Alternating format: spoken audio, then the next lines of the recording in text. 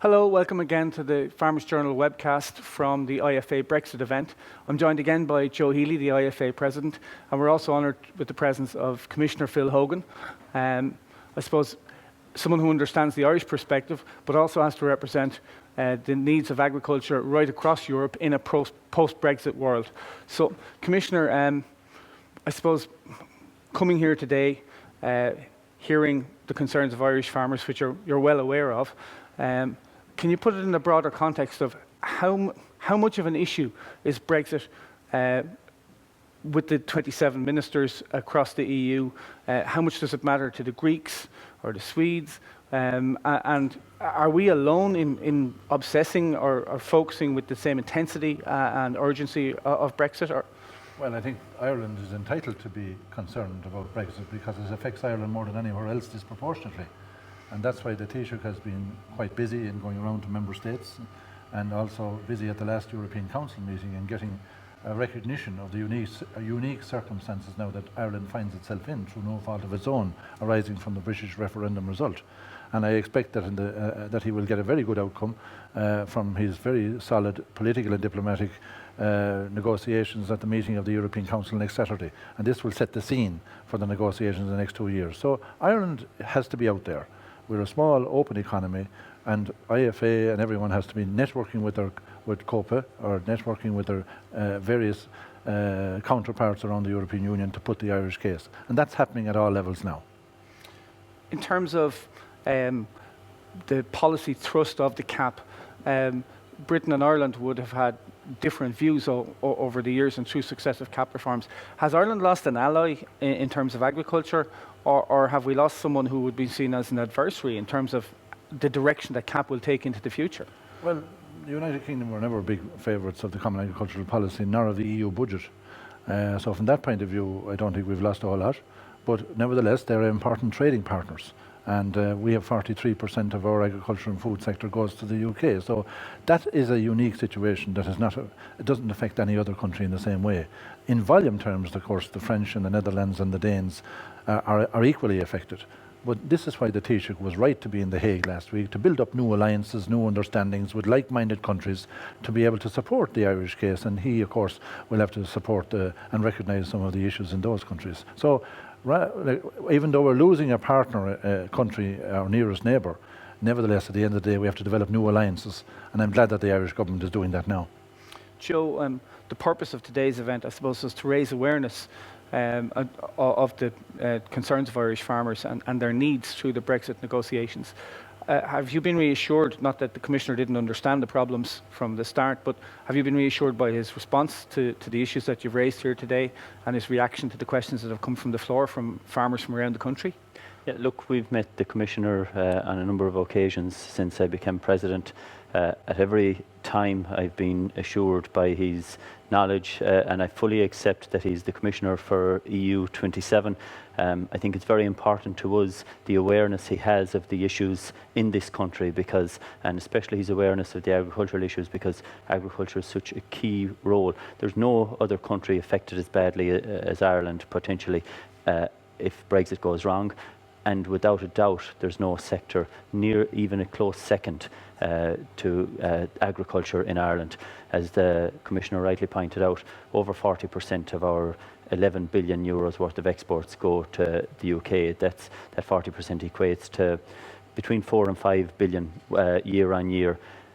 Even within that, then, there are a number of sectors very badly affected. 90% of our mushrooms goes to the UK, over 50% of our beef, a third of our dairy products, but within that, almost all, the largest chunk of our cheddar cheese, and there isn't an alternative for that cheddar cheese market. And I think it was in Ballina, Commissioner, I heard you say, and I don't want to misquote you, that half of what we send to Europe travels through the UK. So it's very, very important that those negotiations and that we have our best team on the field and that there's a whole of government approach to it. We have met with Ministers Creed and Flanagan officially, met with a number of other ministers unofficially on it.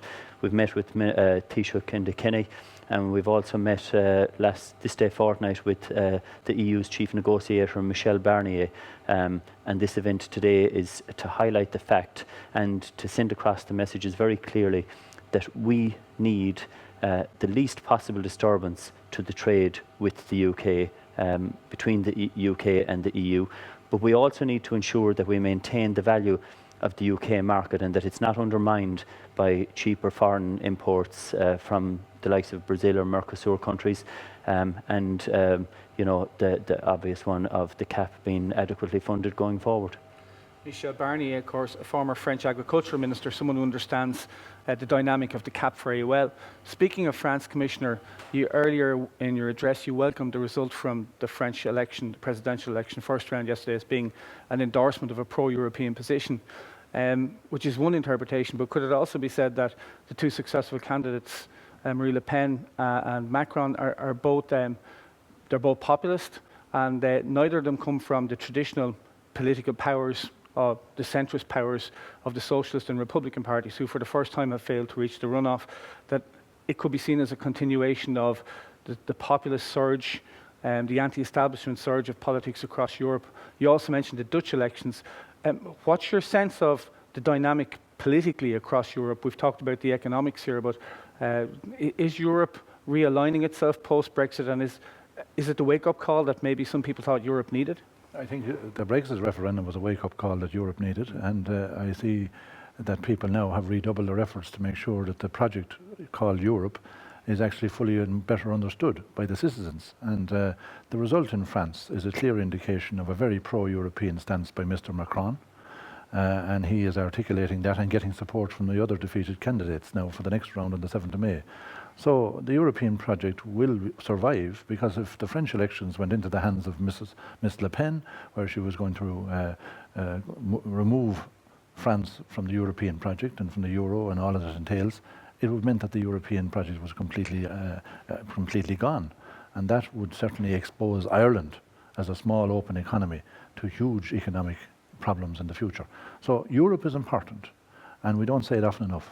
And we have to give a good narrative to the citizens of Ireland on a regular basis to know why Europe is important and why we're not isolated, particularly now in the context of Brexit.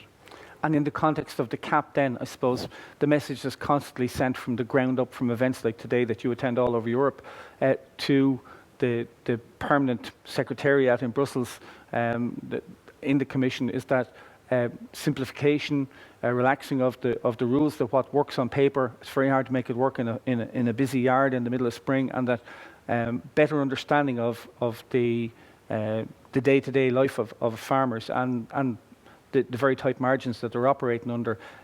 You promised to simplify the CAP. I think most people would acknowledge the yellow card system was a very good first step in that regard. Is that your plan to roll that out further in the future CAPs? Well, the yellow card and more proportionate penalties and the preventive preliminary check that's done by the department now are farmer friendly, where the department officials now have to help farmers to comply rather than trying to catch them out in relation to small errors. I have over 300 changes in the system for simplification, but I can only do more if we have to change the basic acts, which will come as part of the reform post-2020.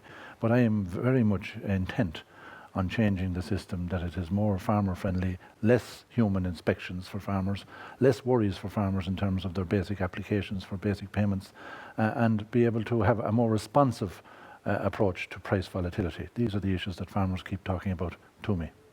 Commissioner Joe, thank you very much.